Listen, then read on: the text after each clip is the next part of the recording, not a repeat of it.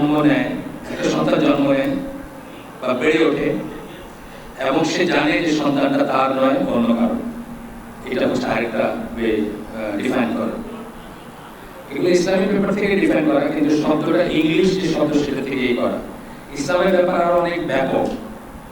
ইসলামের ব্যাপার এইসব ঘটনা না ঘটলেও দায়ুস হবে, কিন্তু বিদেশিদের কাছে দায়ুস হলো এই ধরনের ইহুদির দায়ুস আর চরম কিছু হইলে, অল্প স্বল্প দায়ুস না। ইসলামী পরিভাষায় দায়ুস বলতে অবশ্য একদম চূড়ান্ত শারীরিক ব্যভিচার বোঝায় না, বরং একটা ওয়াইড রেঞ্জের কর্মকাণ্ড বোঝায়, অনেক কিছু বোঝায় একসাথে। ইসলামিক ডেফিনিশন, এটা ইসলামিক সূত্র থেকে নেওয়া। The cooker is the one who approves evil conduct in his family. নিজের পরিবারের ভিতরে যে অশ্লীল কাজকর্ম বা অসঙ্গত কাজকর্ম, অসুন্দর কাজকর্ম অ্যাপ্রুভ করে, অনুমোদন দেয়, দেখেও দেখেন অথবা ইচ্ছা করে অনুমোদন দেয়। আচ্ছা, আরেকটা ডেফিনেশন হচ্ছে দায়ুস ম্যান, একজন দায়ুস পুরুষ, is one who approves indecency committed by women under his guardianship. তার দায়িত্বে, তার অভিভাবকত্বে যে সমস্ত মেয়েরা থাকে, একজন ছেলের কি থাকতে পারে, নিজের মেয়ে, নিজের বোন, মা, ওয়াইফ ইত্যাদি আরও থাকতে পারে, তার সেই সমস্ত মেয়েদেরকে সে অশ্লীল বা অশোভন কার্যকলাপ অনুমোদন করে বা হইতে দেয়,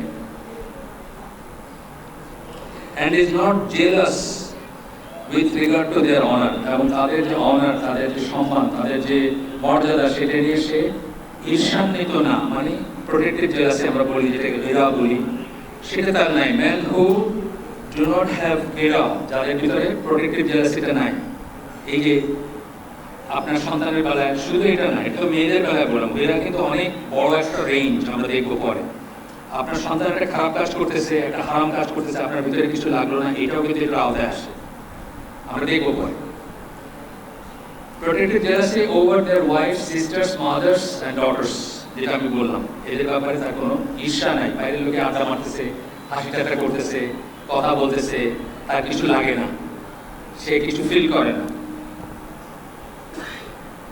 এরাই হচ্ছে দায়ুস, এবং যাদেরকে জান্নাত বারণ করা হয়েছে, অর্থাৎ দায়ুস জান্নাতে প্রবেশ করবে না।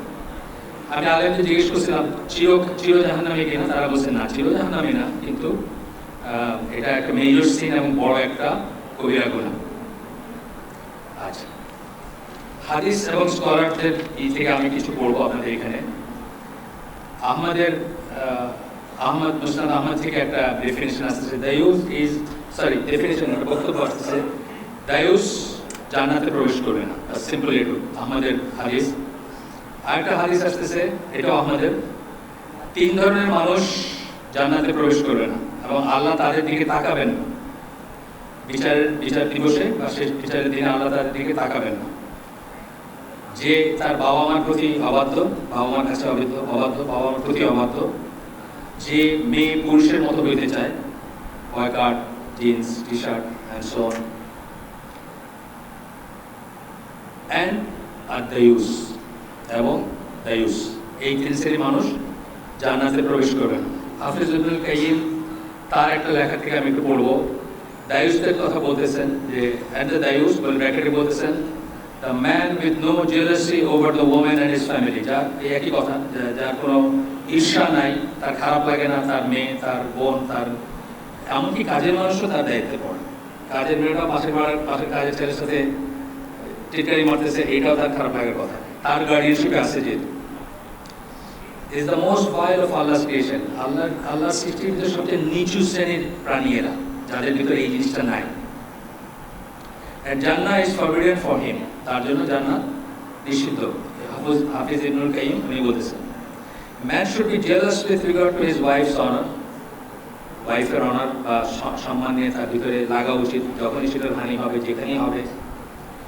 একটা জিনিস হচ্ছে, অনেক সময় একটা সিচুয়েশনে মানুষ পারে না, চাইলেও পারে না, মরেও যায় মানুষ। কিন্তু কতগুলো জাতি আছে, যেমন আফগানরা, মোহাম্মদ আসাদ তার রোড টু মেক্কাতে বলছেন যে আফগান কোথাও যাইতে উনি ঘাড় ঘুরাইছিলেন, তো উনি বুঝছেন যে উনি প্রাণে বাইচে আসছে না, ঘাড় ঘুরেছিলেন শুধু, মানে কোনো খেতে বা কোথাও মেয়েরা কাজ করতেছে, তারপরে উনি বুঝছেন উনি মহা অন্যায় কাজ করছেন। এতই তাদের ভিতরে এই ফিলিংটা আছে। আপনারা জানেন যে এই ব্রিটিশরা একবার আফগানিস্তান দখল করার পরে হারাইতে হয়েছিল কেন? একটা গুজব রটে গেছিল যে কোনো একজন আফগান অফিসার, কি বলে ব্রিটিশ অফিসার, কোনো আফগান মেয়েকে কোনো অস্ট্রেলিয়ান ইঙ্গিত দিচ্ছে। এইটা থেকে কিন্তু ইটা শুরু হয়, বিদ্রোহটা শুরু হয়। তারপরে 15,000 প্লাস ব্রিটিশরা পালায় যায় কাবুল থেকে, এবং জালালাবাদ পৌঁছাতে পৌঁছাতে একজন ডাক্তার মাত্র বেঁচে যায়, বাকি সবাইকে তার রাস্তায় মেরে ফেলছে। রিজন কি? রিজন হচ্ছে আমাদের মেয়ের দিকে সে চোখ তুলে তাকাইছে। এইটা ছিল ট্র্যাডিশনালি মুসলিম সমাজের ভিতরে এই বোধটা ছিল। আজকের কথা আমরা পরে আসতেছি, আপনারাই জানেন, আমার চেয়ে ভালো জানেন, রাস্তাঘাটে চলেন, ফেসবুক চালান, আপনারা ভালো জানেন আমার ফেসবুক নাই, প্রসঙ্গত উল্লেখযোগ্য। Man should be jealous with regard to his wife's honor and standing. He should defend her whenever she is slandered or spoken ill of behind her back. মানুষের ভিতরে যখনই তার পেছনে কথা বলা হবে, তাকে স্ল্যান্ডারিং মানে কি, ওই যে কুৎসারটনা করা হবে, তারপরে খারাপ কথা বলা হবে, তখন তার উচিত তার বুকে লাগা। এবং এটা বলতেছেন যে সব মানুষেরই রাইট, এটা জেনারেল রাইট, সব মুসলিমেরই, যে কোনো মুসলিমের বেলায় আপনার এটা লাগা উচিত। আর স্পাউস, আপনার যে ওয়াইফ, তার বেলায় স্পেসিফিক্যালি আপনার অন্য একজন মুসলিমের বেলা আপনার বুকে লাগা উচিত। যখন একজন মুসলিমকে কেউ হয়তো খারাপই বলবে, বিবোধ করবে, পিছনে তাকে কুৎসা রটনা করবে, আপনার ভিতরে লাগা উচিত, স্পেসিফিক্যালি ওয়াইফের বেলায় লাগা উচিত। এবং তার ভিতরে অন্য মানুষ তার ওয়াইফের দিকে তাকাচ্ছে, দেখতেছে, কথা বলতেছে, এই ব্যাপারেও তার লাগা উচিত, যদি সেটা ইনঅ্যাপ্রোপ্রিয়েট হয়। কখনো সেটা অ্যাপ্রোপ্রিয়েট হইতে পারে, কখনো অ্যাপ্রোপ্রিয়েট হইতে পারে। যেমন ধরেন একটা ডাক্তারখানায় গেছেন, আপনার ওয়াইফকে ডাক্তার জিজ্ঞেস করতেছে, মেল ডাক্তার ছাড়া কোনো অপশন নাই, ধরেন জিজ্ঞেস করতেছে আপনার ABC প্রশ্ন জিজ্ঞেস করছে, এখানে খারাপ লাগার কিছু নাই। কিন্তু ইমপ্রপারলি যখনই আউট অফ দ্য ওয়ে গিয়ে কিছু বলবে, দেখবে, তাকাবে, তখনই আপনার খারাপ লাগা উচিত। এখানে ইবনে তাইমিয়ার একটা ব্যাপার আসতেছে যে ওনার কাছে একটা ডিভোর্সের ব্যাপারে, একজন তার বউকে এক আগন্তুকের সাথে দেখার পরে তাকে ডিভোর্স করে, এই নিয়ে মাসলা জিজ্ঞেস করে হইলে ইবনে তাইমিয়া কতগুলো কথা বলেন, সেই কথাগুলো আমরা দেখব। উনি একটা হাদিস কোট করেন প্রথমেই, by my glory and majesty, হাদিস কুদসি, আমার আল্লাহ নিজের গ্লোরি, নিজের মাহাত্ম্য, নিজের ম্যাজেস্টি, রাজকীয় পজিশন বা সেটারই করতেছেন, সেটার কসম কেটে বলতেছেন, no miser, liar or cooker will enter you. এটি কাকে বলতেছেন? জান্নাত তৈরি করার পরে জান্নাতকে বলতেছেন আল্লাহ, যে আমি আগেরকার পড়ি নাই, ক্রিয়েটেড প্যারাডাইস, যখন আল্লাহ জান্নাত তৈরি করলেন, সৃষ্টি করলেন, জান্নাতকে বলতেছেন যে নিজের কসম খায় বলতেছেন যে কোনো কৃপণ, কোনো মিথ্যুক বা কোনো দায়ুস উইল এন্টার ইউ, তোমার ভিতরে প্রবেশ করবে না।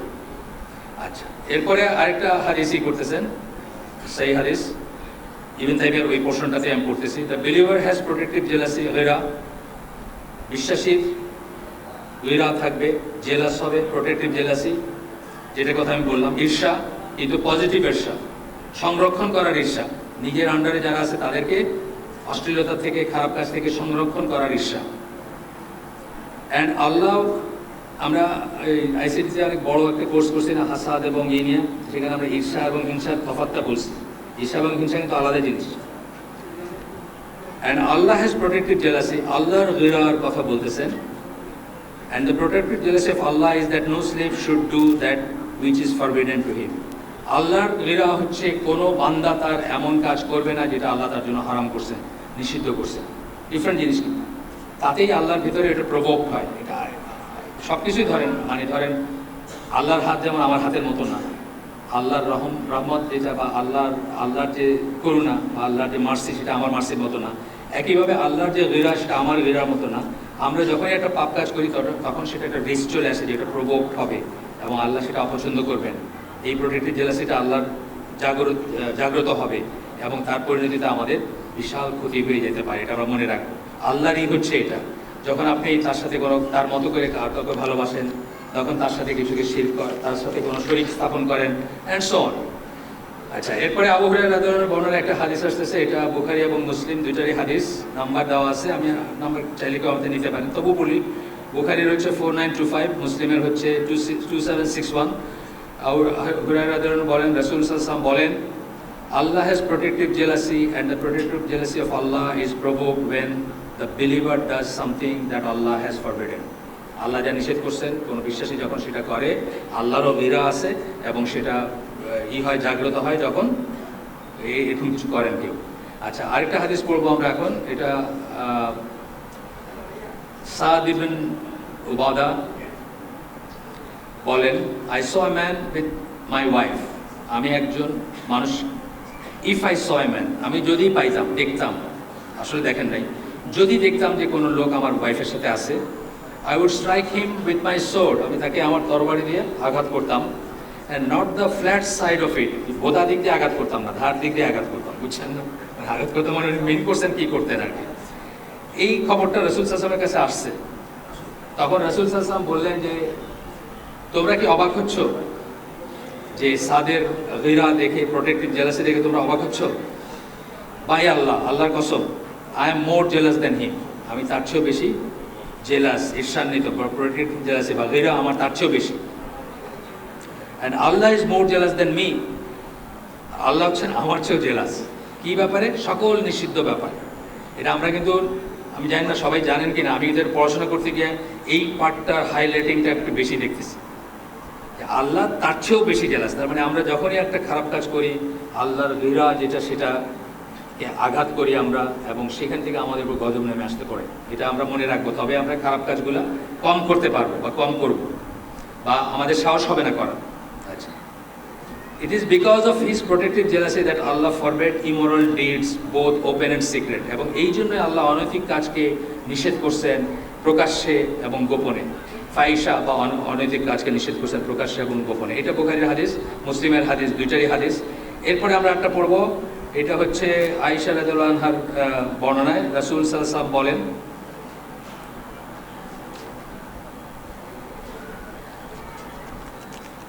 ও উম্মাহ অফ মুহাম্মদ, হে মুহাম্মাদের উম্মাহ, there is no one who has greater protective jealousy than Allah if his male or female slave commits zina. আর বান্দা বা বান্দি যদি জিনা করে, তাহলে আল্লাহর চেয়ে বেশি প্রোটেক্টিভ জেলাসি বা ঘৃণা আর কারো নাই। হ্যাঁ, ও উম্মাহ of Muhammad, if you knew what I know, হে মুহাম্মাদের উম্মাহ, নিজেই বলতেছেন, তোমরা যদি জানতে আমি যা জানি, ইউ উড লাফ লিটল অ্যান্ড উইপ মাচ, তোমরা কম হাসতে, বেশি কান্না করতে। এটাও বুখারী মুসলিমের হাদিস। এরপরে ইবনে তাইমিয়ার একটা দুটো ছোট্ট আসতেছে, ছোট্ট কথা বলা যায় বা ছোট্ট বক্তব্য। উনি বলতেছেন যে একজন, একই কথা, প্রায় একই কথা, একজন মানুষ যখন আল্লাহ যা নিষেধ করছেন সেটা করে, তখন আল্লাহর প্রোটেক্টিভ জেলাসিটা জাগ্রত হয়। And his protective jealousy is প্রভোকড when his male or female slave commits zina. একই কথা, যখন তার পুরুষ বান্দা অথবা নারী বান্দি তারা যখন জিনা করে, তখন তার ঘৃণাটা জাগ্রত হয়, এবং সেটা আমাদের চেয়ে অনেক বেশি। আচ্ছা, গেল এটা। এরপরে আমরা এখানে একটু স্কিপ করে, আমি হোমওয়ার্ক করছি একটু, তখন বাদ দিয়ে আসছি বেশ কিছু জিনিস। আচ্ছা, এখানে একটা আসছে যে আপনার এখানে হাদিস কুদসি আসতেছে একটা, whoever takes an enemy a close friend of mine, যে আমার কোনো নিকট বান্দাকে, অর্থাৎ ওয়ালি যেটা আমরা বলি, সিঙ্গুলার ওয়ালি, প্লুরাল আউলিয়া, তার সাথে যে শত্রু, তাকে যে শত্রু হিসাবে গ্রহণ করে, I shall declare war on him, আমি তার উপর যুদ্ধ ঘোষণা করব। এটার মিনিং হচ্ছে যে এইটাও একটা প্রোটেক্টেড জেলাসি, কিন্তু যেটা আমরা আগে বললাম যে কোনো মুসলিমের স্ল্যান্ডারিং করলে, করলে, একইভাবে আল্লাহর ওয়ালি যে প্রিয় বান্দা, যে যখন কেউ তাকে শত্রু হিসাবে নেয়, আল্লাহর ভিতর থেকে একই রকমের জেলাসি জাগ্রত হয়। আচ্ছা, এটা আমরা পড়লাম কিছু হাদিস এবং কিছু স্কলারদের কথা। আমরা দেখি যে বেস্ট 3 জেনারেশন, যাদেরকে আমরা সালাফ বলি, তাদের অনেক প্রোটেক্টিভ জেলাসি ছিল, গয়রাত ছিল। আমরা এই সাহাবীদের কথা পড়লাম, আমরা ইবনে তাইমিয়ার কথা পড়লাম, আমরা হাফিজ ইবনুল কাইমের কথা বললাম। আজকাল কি এই আলোচনা করে খুব বেশি শোনেন না, কিন্তু আজকাল বেশি শোনেন না, কিন্তু তাদের অনেক ছিল। আমাদের তখনকার আমাদের যারা যারা আমাদের মানে great leaders, scholars, social workers, thinkers ছিলেন তখনকার দিনে, তাদের সবাই কিন্তু এই ব্যাপারটা ছিল। আমি ইবন খালদুনের একটা পড়ছি, ওনাকে স্পেনে যেতে যখন বলা হলো, উনি বলেন যে ঠিক আছে আমি যেতে পারি, আমার কোনো সমস্যা নাই, কিন্তু আমার ফ্যামিলিকে আমি ওখানে নিয়ে যাবো না। কেন? তারা এই কাফের সংস্কৃতি, কাফের ইসের কাছে এক্সপোজ হবে, সেই জন্য উনি চান নাই। উনি তো অন্য লাইনেরই ছিলেন, ঠিক ইসলামী স্কলার বলতে যাবো যে তা ছিলেন না, ওই সেন্সে না, বাট হিস্ট্রির ছিলেন বা অন্য দিকেরই ছিলেন। ইসলাম নিয়েও গবেষণা আছে তার, কিন্তু তারও এই বুঝটা ছিল বা তাদের ভিতর ছিল এটা। সূরা বাকারা 223 নম্বর আয়াতে আল্লাহ বলতেছেন, তোমাদের স্ত্রীরা তোমাদের শস্যক্ষেত্র। আপনারা এটার মিনিং জানেন, আমি আর মানে আর এক্সপ্লেন করলাম না। এটা বলার এটা নিয়ে অনেক ব্যাখ্যা আছে, অনেক চিন্তার ব্যাপার আছে, কিন্তু একটা জিনিস মনে রাখবেন, নষ্ট ক্ষেতে সবসময় নষ্ট ফসলই জন্মাবে। সুতরাং ক্ষেতটাকে নষ্ট হইতে দিবেন না। যারা হাজব্যান্ড তাদের বলতেছি, নষ্ট ক্ষেতে নষ্ট ফসল জন্মাবে। নষ্ট ভূমিতে নষ্ট না হবে, মানে ওই কী বলে দোতরা বা খারাপ গাছগুলা কি খারাপ জায়গায়, আল্লাহ কোরআনেও এইসব কথা বলছেন, অন্যভাবে বলছেন, অন্য জিনিসে বলছেন যে ভালো গাছ, খারাপ গাছ, এসব কথা বলছেন। মুসলিম সমাজে কিভাবে চাইলে দিয়াসা আসলে, যে রাসূল সাল্লাল্লাহু আলাইহি ওয়াসাল্লাম বলতেছেন যে আমার সবচেয়ে বেশি, আমার চেয়ে আল্লাহ বেশি, কার সাথে তুলনা করতে গিয়ে বলতেছেন, যে লোক বলছে যে সে তরবারির শার্প সাইড দিয়ে তার বউকে হিট করতো যদি কোনো পুরুষের সাথে দেখতো, তার রাসূল বলতেছেন তার চেয়েও বেশি তার আর আল্লাহর বলতেছেন তার চেয়েও বেশি। তাহলে সেই মুসলিম সমাজে এটা কিভাবে প্রবেশ করলো, কিভাবে আসলো? প্রথমে আসতেছে যে উপনিবেশ, মিশনারি, এডুকেশন। উপনিবেশ যখন আসলো, আমরা বিজিত হইলাম, আমাদেরকে জয় করলো, আমরা হেরে গেলাম, তারা আমাদের প্রভু হলো, সাথে তারা মিশনারি নিয়ে আসলো, সাথে তাদের এডুকেশন নিয়ে আসলো। এটা একটা পথ, যে পথে দিয়াসা আমাদের ভিতরে ঢুকছে। ইমিটেশন অফ দ্য কুফার, যখনই তারা আমাদের প্রভু হইলো, আমরা তাদেরকে ইমিটেট করতে শুরু করলাম। এটার উপর সুন্দর একটা বই আছে ডক্টর নাসরুল আকলের, ইংরেজিতে পাওয়া যায়, বাংলায় ট্রান্সলেট করছেন কিনা আমি কেউ জানি না, আপনারা পড়বেন সবাই। ইমিটেশন অফ দ্য কুফার, কুফারের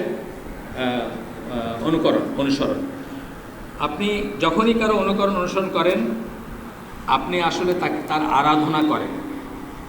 আপনি মনে প্রাণে চিন্তায় চেতনায় তাকে আরাধনা করেন, তার মতো হইতে চান, সেই জন্য আপনি তার অনুকরণ করেন। এটা একটা প্রধান কারণ দিয়াসা আমাদের ভিতরে ঢোকার জন্য। এবং হিন্দুদের কাছ থেকে আসে, এই পার্টিকুলারলি আমি বাংলাদেশের কথা বলতেছি, হিন্দুদের কাছ থেকে আসছে গল্প উপন্যাস, হিন্দু সমাজ। আপনার গল্প উপন্যাসে দেখেন আমরা কি গল্প পড়ে বড় হয়েছি। আমরা রবীন্দ্রনাথের নষ্টনীড় পড়ছি, আমরা শরৎচন্দ্রের রামের সুমতি পড়ছি, রাম ওই বইয়ের নায়িকার দেবর, মানে আমাদের মাথায় এইগুলো একেবারে সব ভাইয়ের মতো বোনের মতো, মানে প্ল্যান্টেড হয়ে গেছে, সবাই ভাইয়ের মতো সবাই বোনের মতো, বুঝছেন না? আরবিতে কিন্তু ভাবি শব্দের কোনো নেই, ভাবি শব্দটা এক্স্যাক্টলি কোনো শব্দ নেই, দুইটা শব্দ দিয়ে বলতে হয়, ভাইয়ের বউ বলতে হয়। চাচি শব্দটা নাই, চাচি তো আমাদের মায়ের মতো, তাই না? আমাদের মায়ের মতো না চাচি, আমাদের সমাজে চাচি, ভাবি মায়ের মতো, চাচি মায়ের মতো, মামি মায়ের মতো, খালা মায়ের মতো, সবাই মায়ের মতো। কিন্তু আরবিতে এই কনসেপ্টটা, মায়ের মতো কনসেপ্টটাই নাই। তো হিন্দুদের সাথে থাকতে থাকতে হিন্দু উপন্যাস, হিন্দু গল্প, এগুলো পড়তে পড়তে আমরা এগুলো ডাল ভাত মনে করি। আর এই কাজিন তো আপন বোনের মতোই, বুঝছেন? এছাড়াও যারা 200 বৎসর 250 বৎসর ধরে খ্রিশ্চান মিশনারি যারা দাওয়াত দিয়ে সুবিধা করতে পারে নাই, তারা শেষ পর্যন্ত, আপনাদের আগেও বলছি, যারা আমার কথা শুনছেন তারা জানেন, তারা শেষ পর্যন্ত ডিসাইড করলো যে এইভাবে দাওয়াত দিয়ে কিছু হবে না। যারা যেভাবে তারা এই করতেছিল, তারা তখন ঠিক করলো যে তারা 2টা সফট টার্গেটে ইসলামকে অ্যাটাক করবে। 2টা সফট টার্গেট, আগেও বলছি আমি কথা। সফট টার্গেট বলতে কি বোঝাই আমরা? কোনো যুদ্ধে যখন কাউকে আপনি এমন জায়গায় আঘাত করতে চান যে সে একেবারে ধরাশায়ী হয়ে যাবে, সেটাকে আমরা সফট টার্গেট বলি। যেমন ধরেন জাপানের হিরোশিমা নাগাসাকিতে যে বোম ফেলা হয়েছিল, লক্ষাধিক মানুষ বা অনেক মানুষ মারা গেছিল, জাপানি সম্রাট একদম নীল ডাউন বলে না, সেইভাবে সে রাজি হয়েছে যে সে আত্মসমর্পণ করবে। এটা হচ্ছে সফট টার্গেট যেটা। তো খ্রিস্টান মিশনারি ঠিক করছে যে আমাদের সফট টার্গেট হচ্ছে 2টা, একটা হচ্ছে সুন্নাহ, একটা হচ্ছে আমাদের মেয়েরা। সুন্নাত থেকে যদি আমাদের আলাদা করতে পারে, বোঝাইতে পারে যে সুন্নাহ মানা দরকার নাই, অত ইম্পর্টেন্ট না, ঠিক আছে আছে সুন্নাহ কিন্তু অত ইম্পর্টেন্ট না, মানলেও চলে না মানলেও চলে, তাহলে ইসলাম শেষ হয়ে যাবে। আরেকটা হলো আমাদের মেয়েদেরকে যদি কোনো মতে ঘর থেকে বাইর করতে পারে, ইমানসিপেশনের নামে, প্রগতির নামে, শিক্ষিত হওয়ার নামে ইত্যাদি নামে যদি করতে পারে, প্রোগ্রেসিভ ওমেন বা কাজ করবে বাইরে এবং ফেমিনিজম ইত্যাদি দিয়ে, তো এইগুলো তারা প্ল্যান ওয়েতে করছে এবং মাশাআল্লাহ মানে অনেক দূর তারা আগাইছে সেটাতে। এরপরে হচ্ছে বিনোদন সামগ্রী, এটা আমি আমার বইটিতে লিখছি। আজ থেকে 100 বছর আগে ধরেন কোন একটা জায়গা, জামালপুর, হঠাৎ মনে আসলো নামে, কয়েকদিন আগে জামালপুর গেছিলাম। জামালপুরের একজন মুসলিম মহিলা, তার ঘরে কোনো কাফের আইসে তার দিকে তাকায় আছে বা তাকে টিটকারি মারছে, সেটা কল্পনা করা যায়? কল্পনা করা যায়। আমি আমার জাহিলি যুগের শেষ এবং ইসলামী যুগের শুরুতে একটা গান, একজন পপ সিঙ্গারের একটা গান ছিল, আপনারা অনেকে জানেন হয়তো। গানটার একটা লাইনের জন্য রাশিয়াতে এই গানটা ব্যান করে দিয়েছিল। গানটা হচ্ছে can I touch you there, অনেকে জানেন হয়তো, মাইকেল বোল্টন। তো এই আগে, এখন এই গানটা যেটা বললাম আগের সিনারিও, জামালপুরের কোনো গৃহবধূর ঘরে একটা সাদা চামড়া কাফের ঢুকে হাসি ঠাট্টা করেছে, কল্পনাই করা যায় না। কিন্তু আপনার বেডরুমে আপনার এবং আপনার ওয়াইফের জন্য একটা টিভি আছে, খালি দুইজনে দেখবেন, ওইখানে আপনার ওয়াইফের চোখে চোখে চোখ রেখে ওই কাফের, সাদা চামড়া কাফের বলতেছে can I touch you there. আপনার ওয়াইফ যদি এটার মিনিং বুঝে থাকেন, তাহলে রাত্রে হয়তো ঘুমিয়ে ঘুরে স্বপ্নেও দেখতেছেন যে ওই লোক। এটা দিয়াস, এটা দায়ুস। আপনার মনে নাও হতে পারে কিন্তু এটা দায়ুস, এটা দিয়াসা।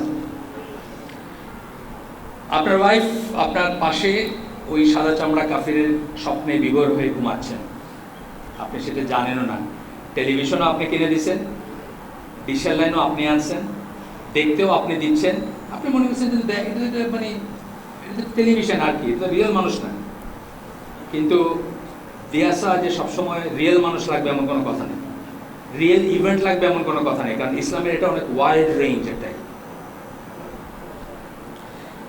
গান বাজনার উপযোগ্য কি? বাংলাদেশি গান বাজনার কথা আপনি বলেন, কি উপযোগ্য বাংলাদেশি গান বাজনা?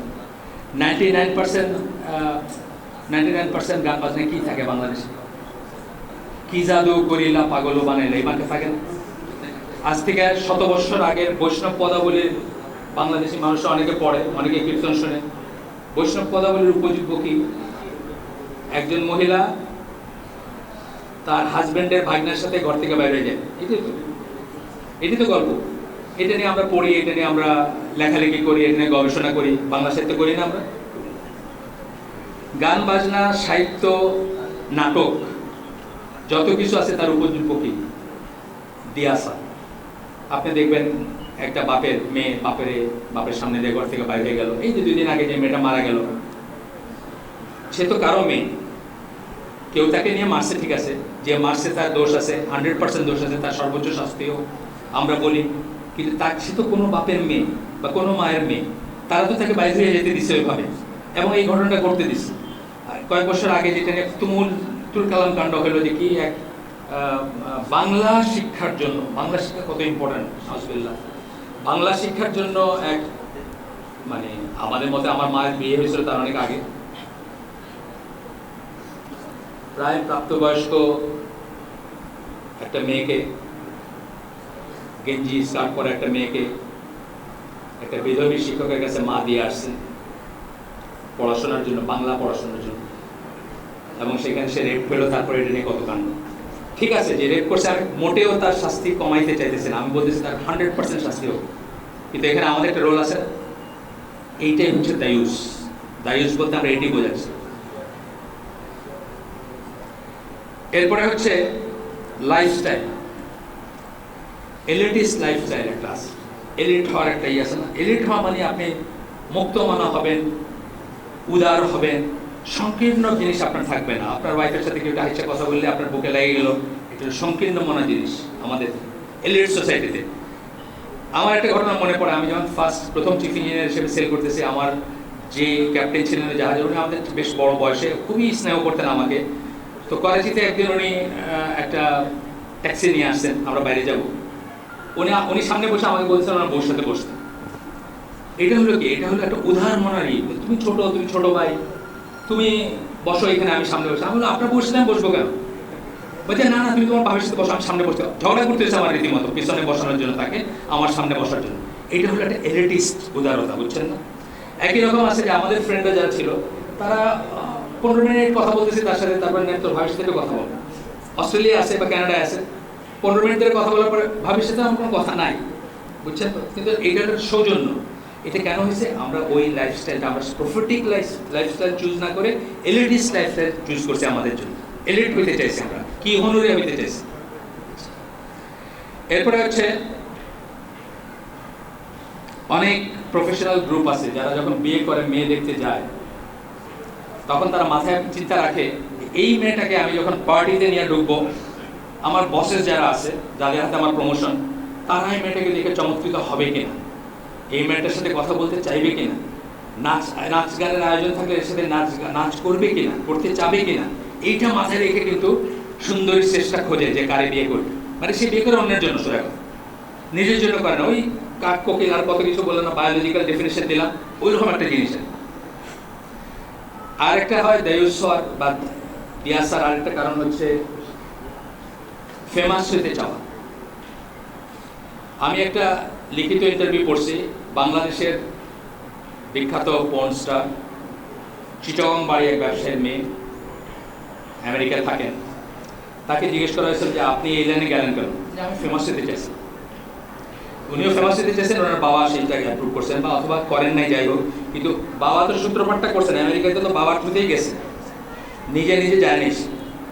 আমি নাম বললাম না, আর আপনাদেরকে ওই যে বললাম ডার্টি জব করতেছে আমি, আমার ঝাড়ুটা আমি দেই, আপনাদের আর গা নোংরা না করলাম, আর নাম বললাম না। তো আজকালকার স্মার্ট যারা, তারা নিজেরাই নাম বের করতে পারবে, ফেসবুক আছে যাদের। আরেকটা হচ্ছে সেটলিং অ্যামং দ্য কুফার। আরেকটা কারণ দায়ুস্বর, কাফের দেশে সেটেল করা। আপনি যখন এই ইসের সুটকি পল্লী দিয়ে যান, কারণ বাজারের ট্রেনে সবাই কি করে, ধরা শাটারগুলো ফেলে দেয়, গন্ধ আসে সুটকি, শীতল সুটকি বা শুকানো সুটকির গন্ধ আসে। আপনি জানলা দিয়ে তাকায় দেখেন, ওইখানে মানুষ নামাজ পড়তেছে, গোসল করতেছে, বাচ্চারা দুধ খাওয়াইতেছে, সব চলতেছে। আপনার গন্ধ লাগে, তার লাগে না কেন? তারও লাগছে একদিন, কিন্তু থাকতে আর লাগে না এখন।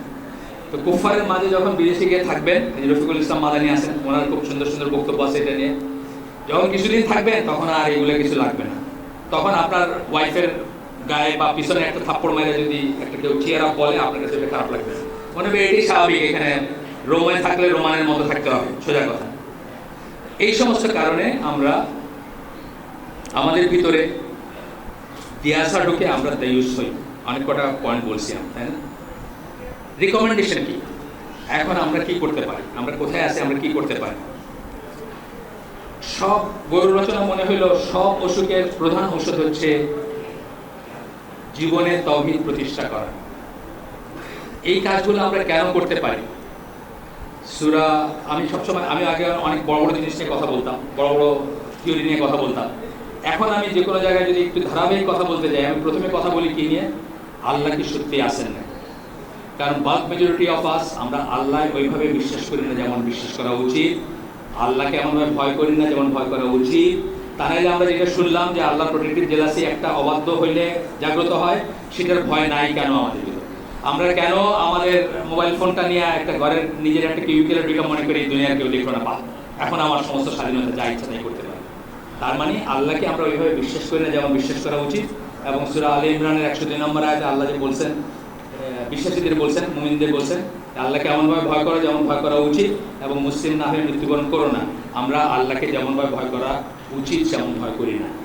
এইটা হচ্ছে প্রথম কথা। যদি আমরা তাওহীদের উপর প্রতিষ্ঠিত থাকতাম, যদি আমরা আসমা সিফাতগুলো জানতাম, যদি আমরা আল্লাহর ডাইমেনশন জানতাম, আল্লাহকে, আল্লাহ কি, আল্লাহ কেমন, আল্লাহ যেভাবে বলছেন, যতটুকু জানাইছেন আমাদের, ততটুকু আমরা জানলে আমরা বুঝতাম যে আমরা যখন মনে চিন্তা করতেছি আমি পরশু দিন একটা খারাপ কাজ করবো, এই চিন্তা করার আগে 50,000 বছর আগে, 50 বছর আগে, 1000 বছর আগে আল্লাহ জানতেন যে আমি এই চিন্তা করবো। মানে পাস্ট প্রেজেন্ট ফিউচার একসাথে আল্লাহর সামনে এক্সিস্ট করে, সুতরাং আমার সাহসী হইতো না এই কাজটা করার।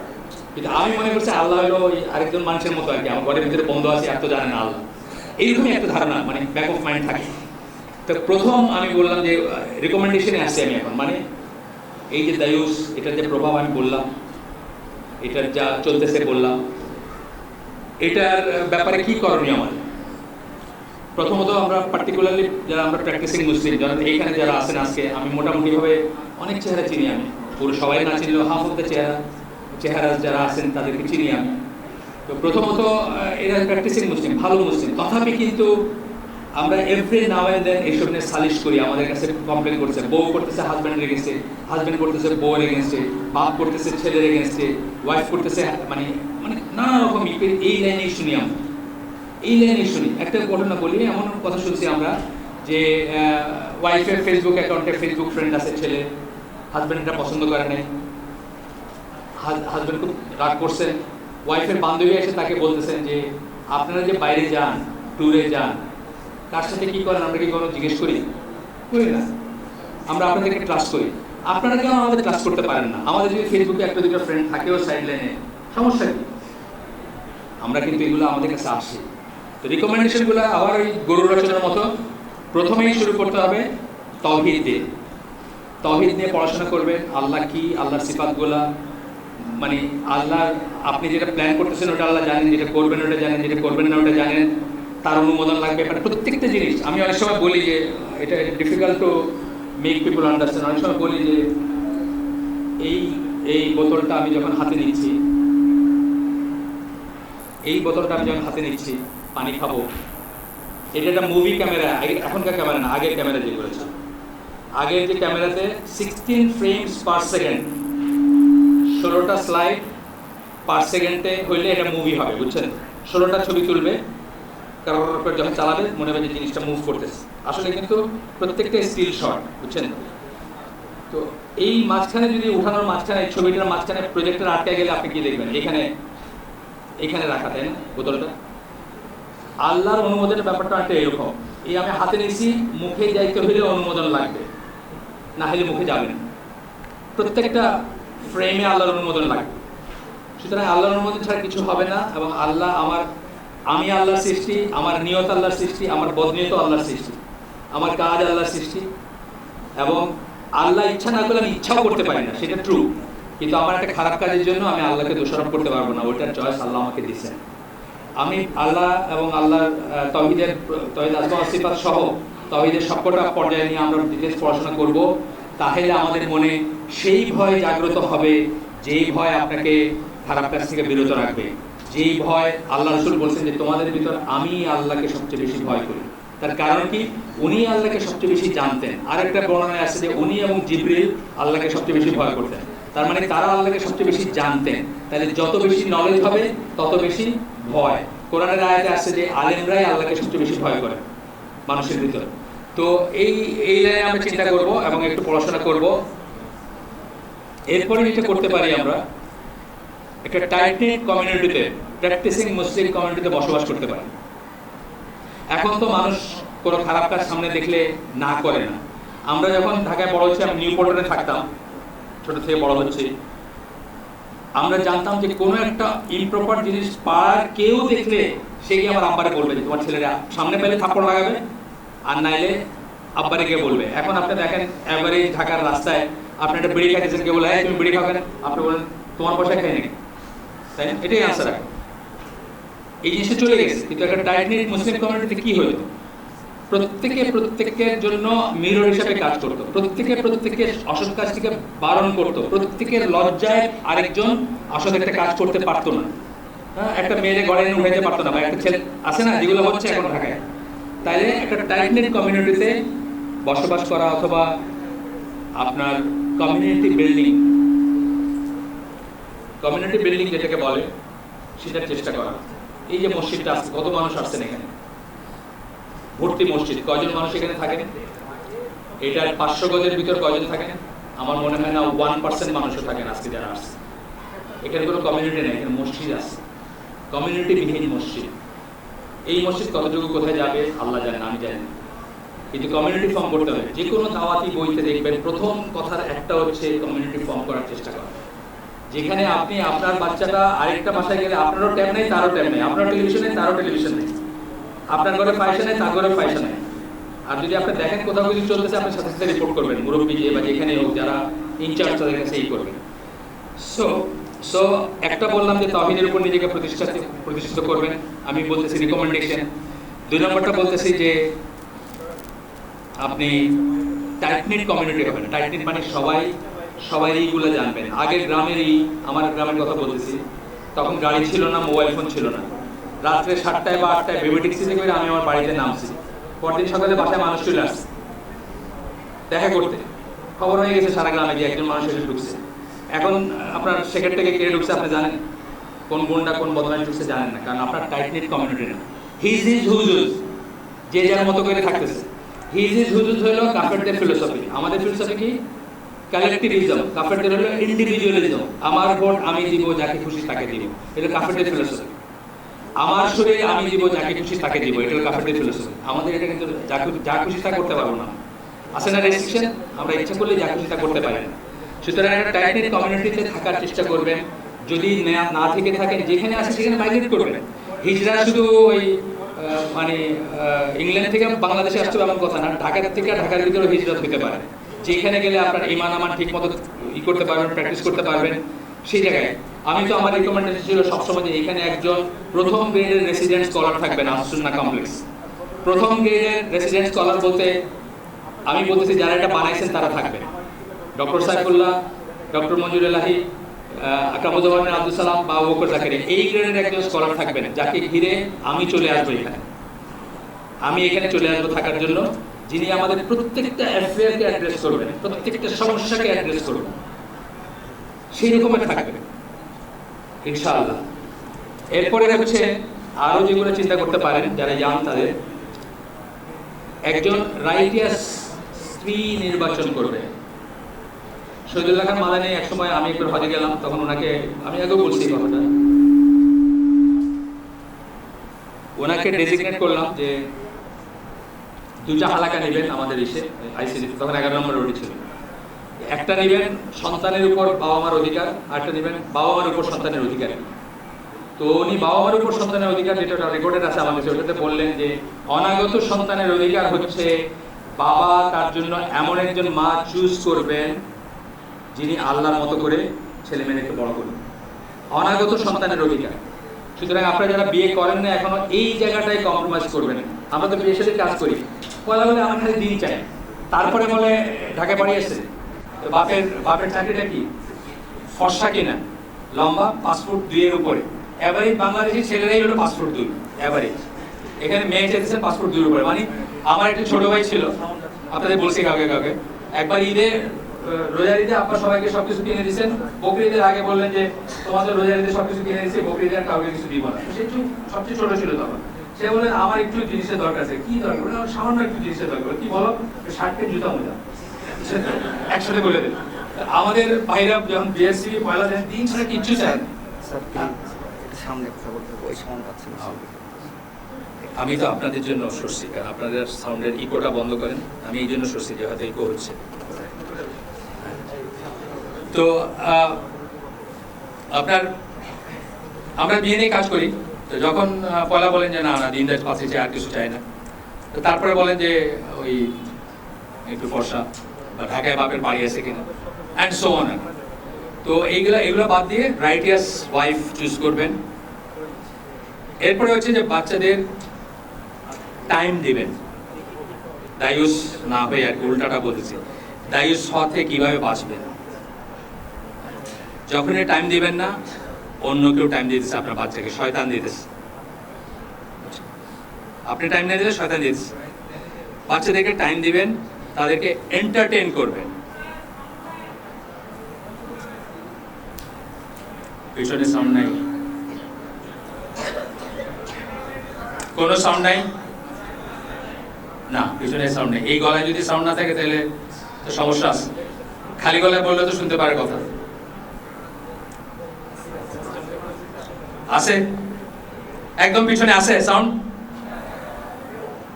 এরকম না এরকম, কোনটা আছে?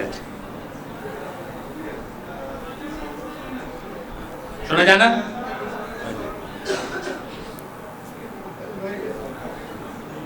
সেটা তো আমার হাতের বাইরে, সরি, ওনাদেরকে বললাম ওই পেছনে শোনা যায় না।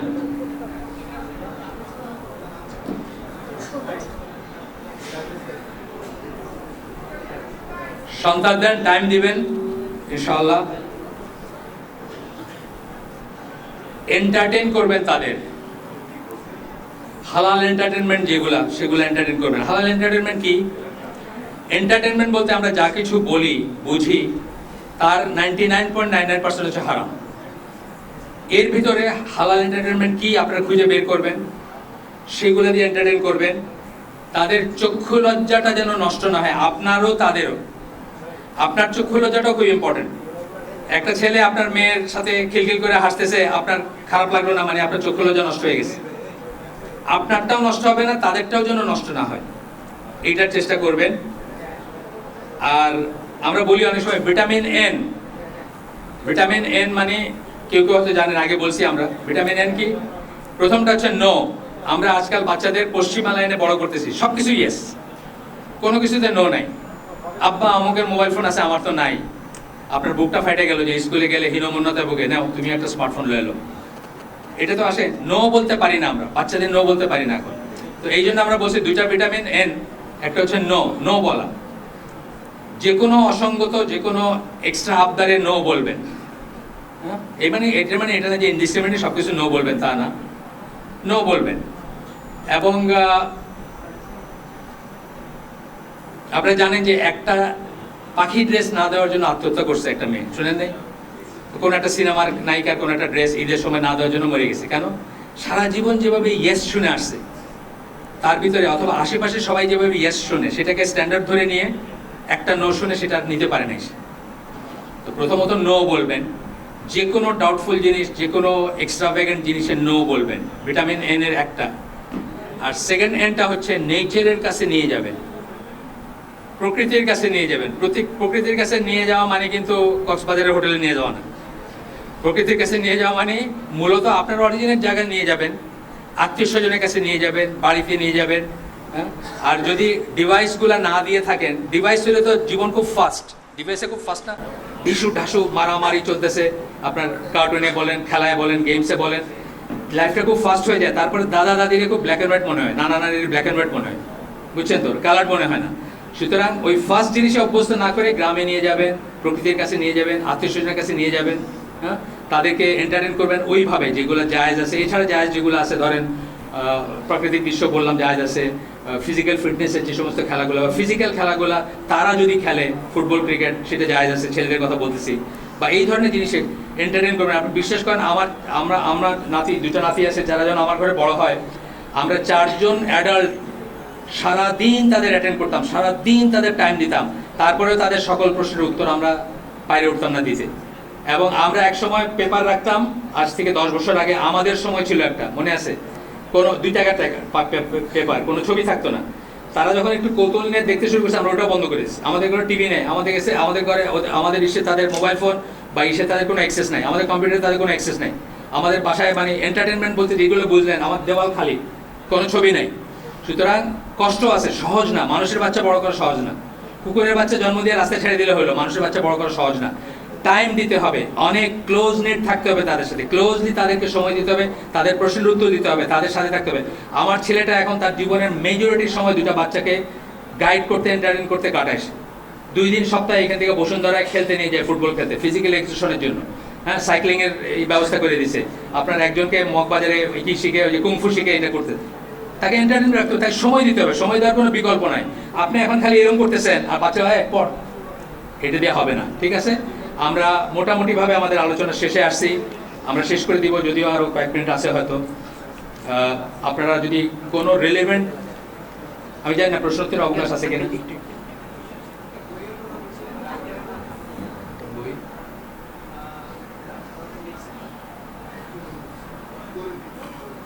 জি, যেহেতু এখন আর কোনো পরিপূর্ণ বক্তব্য হবে না, এই 6 মিনিট সময় আপনারা যদি চান, আমরা কোনো, এটা তাদের আয়োজকদের উপর ডিপেন্ড করে, আমি বলতে পারবো না। এইভাবে প্রশ্নোত্তর কোনো অবকাশ আছে?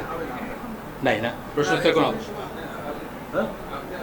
না, না, এটা ওনারা বলতেছেন না, তার মানে আমি এটাতে করবো না। না, আমার আলোচনা মোটামুটি শেষ হয়ে আসছে। আমি যেহেতু সুইপ করছি, একটু তাড়াতাড়ি গেছি, শেষ করে দেবো না। সুবহানাকা আল্লাহুম্মা বিহামদিকা আশহাদু আল্লা ইলাহা ইল্লা আনতা আস্তাগফিরুকা ওয়া আতুবু ইলাইক। আমরা যে শুনলাম তার ভিতরে ভালো কিছু শুনে থাকলে সমস্ত প্রশংসা আল্লাহ, খারাপ কিছু শুনে থাকলে সমস্ত ব্যর্থতা আমার এবং সেটা শয়তানের তরফ থেকে। আল্লাহ আমাদেরকে তৌফিক দিন যে ভালো শুনলাম তার উপর আমল করার। আসসালামু আলাইকুম রহমতুল্লাহ বারাকাতুহু।